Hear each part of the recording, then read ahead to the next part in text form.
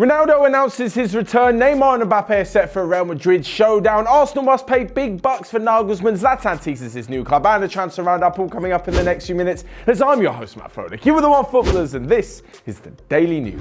So first up, and Cristiano Ronaldo has announced that he will be returning for the Champions League game against Atletico Madrid tonight. This is after he missed the weekend's game against Atalanta because coach Maurizio Sarri thought it was a good idea to rest him due to a knee problem. In the previous two Juventus games before that, Maurizio Sarri took Cristiano Ronaldo off with a couple of minutes to go, prompting a furious reaction from the Portuguese forward. In the games that followed in the international break, he of course proved that Sarri was I'm ruining this. In the international break, he of course turned it back on and managed to bag in a load of goals for Portugal, including his 99th international goal. So yesterday he returned to social media to confirm that he will be playing a part in tonight's game and that he will be starting like he has every other Champions League game this season in the first 11. Sarri has said that he's got a good relationship with Cristiano Ronaldo, and it looks like the forward will be in line to cause more damage to Atletico Madrid yet again. Diego Simeone has been saying that the forward is ruthless and always causes his team nightmares, probably referring to the fact that he scored a hat-trick in the second leg back in March.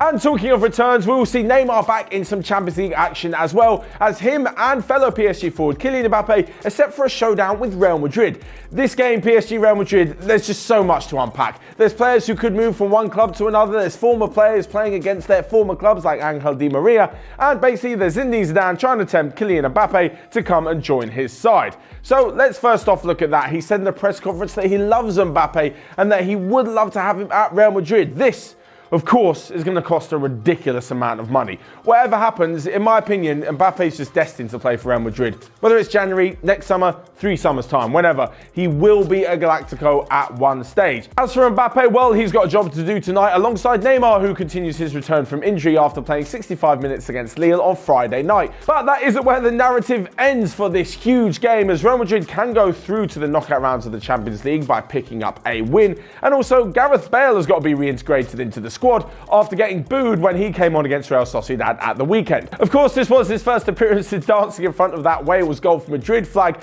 and Zinedine Zidane has said that Bale is ready to be part of the group. After he came on the weekend, things actually did look better for Real Madrid. They eventually went on to win 3-1, but it'll be interesting to see his reaction again tonight when he's coming up against a top opponent in the Champions League. If he can make the difference, if he scores, will he even be booed? And next up, to a potential replacement for Unai Emery at Arsenal that is going to cost them a hell of a lot of money. If they're not willing to spend so much big money on transfers, it seems highly unlikely they'll make a massive move for RB Leipzig's Julian Nagelsmann. The manager's in his first season at the club after moving from Hoffenheim in the summer, and well, there isn't a release clause in his contract. He's tied down to 2023, so if they do get rid of Emery, as I mentioned, it's going to be a hefty fee to bring the German in. There obviously are some other options that may be a little bit easier, including Max Allegri, who's currently without a club, although will be ridiculously expensive on his wages, and Mikel Arteta, who they could maybe take away from being Pep Guardiola's number 2 and back to the Emirates where he was as a player. Nagelsmann has said recently in interviews as well that he is enjoying his time at Leipzig. He doesn't have a release clause in his contract, and he's not really thinking about moving anywhere, not even to Dortmund or Bayern Munich should those jobs become available. And next up, to Zlatan Ibrahimovic yet again. He's becoming the Neymar of the transfer outside of transfer window news because he keeps talking about a new club.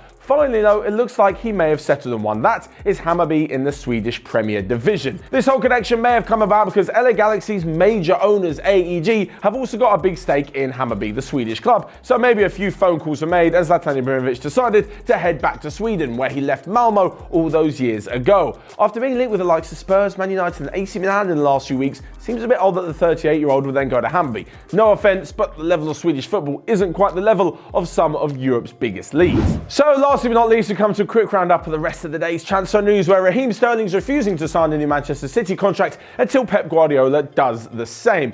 Jose Mourinho has told his agent George Mendes to keep an eye on his other clients, Ruben Diaz and Bruno Fernandes, with a view to bring them into Spurs. Chris Wilder, the Sheffield United manager, is the favourite to replace Manuel Pellegrini should he be sacked by West Ham. And Hertha Berlin want to appoint Niko Kovac, the former Bayern Munich manager, as their new manager. But for the meantime, they may look to Germany legend Jurgen Klinsmann. England. So there you have it. That's all from me for today. Make sure you smash the like button down below and let me know your thoughts on the daily news in the comments section. Are you looking forward to the Champions League returning? Whilst you're at it, you can also click here or here to check out all of the other videos we've got going on OneFootball. But until next time, I'll see you guys later.